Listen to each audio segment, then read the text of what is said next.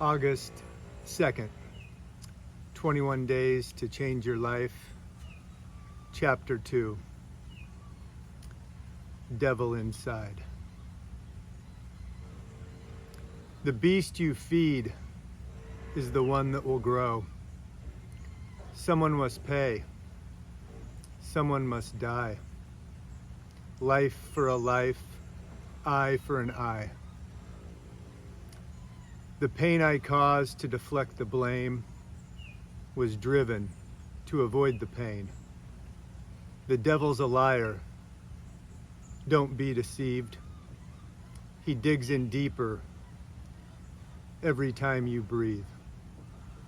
Your soul he steals as you sleep, planting seeds that take you deep, away from the light. You'll cry and weep. The darkness crept through me for a season, and I embraced it. I became weak for a time. I allowed death to control my mind, to fashion my thoughts and shape my will. For a time, I gave in to the identity from hell. We must capture and control our thoughts and our words, for they're the gateways to our soul.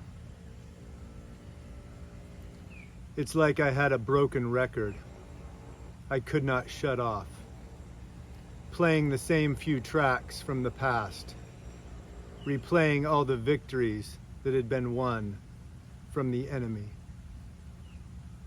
I felt so weak, so defeated. I turned into someone and something I hate. Someone who blames others. Someone who lacks the strength, the integrity to say I was wrong. I take responsibility in my quest to not be at fault.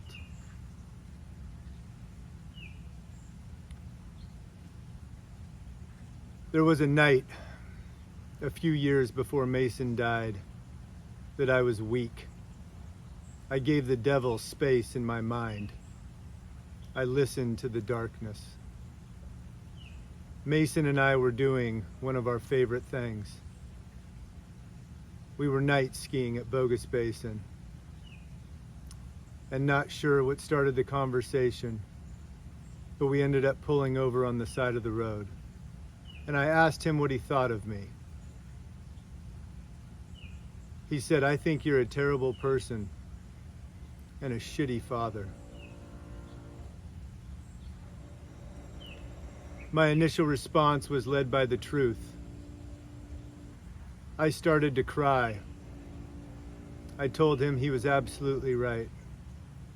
I begged for another chance of being his dad. I did not ask him to forgive me for my wrongs. I did not expect that of him. But I told him that I took responsibility. I told him I thought we should work it out, and that he should get everything off his chest. I wanted nothing left out. I needed to know everything he felt. In my weakness and my brokenness, I was so desperate to get him back. For a brief moment, it was wonderful that we were having such a deep and intimate conversation. But I allowed the devil to creep in. He wanted answers and he wanted the truth. I did what the devil himself would do. I fed him bits and pieces, some of which were true, instead of solely taking responsibility. I planted seeds that took the spotlight off of me, small tweaks of the truth. I sacrificed others for my own gain, the opposite of the book I preach out of.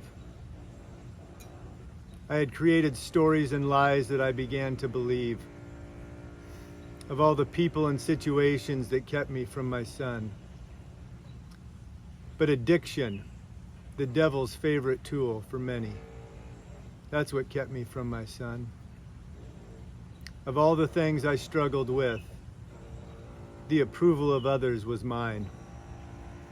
A void that I could never fill at any cost. I was so worried, I sacrificed the relationship with my own son for the approval of everyone else.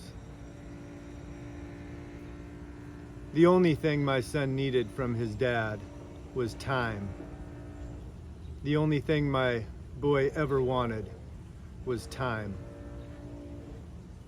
The only thing I needed to do to repair the relationship with my son was become the father I should have always been. Now I have completely forgiven myself because I believe the price for my son has been paid in full. So as I discuss these terrible, painful events, I do not do it as a victim, for this is a battle that has already been won. On that night, my son and I, for hours, talked through our life. The anger and pain he had towards me was softened, and our relationship improved. Therefore, I justified my actions. Ultimately, it was just another sacrifice. Mason's anger and pain and sadness only grew. I shifted its focus for my own gain.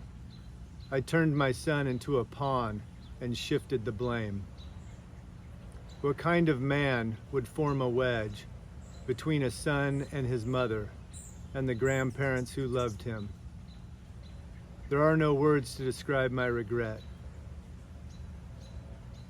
And to the other family I hurt, I have changed.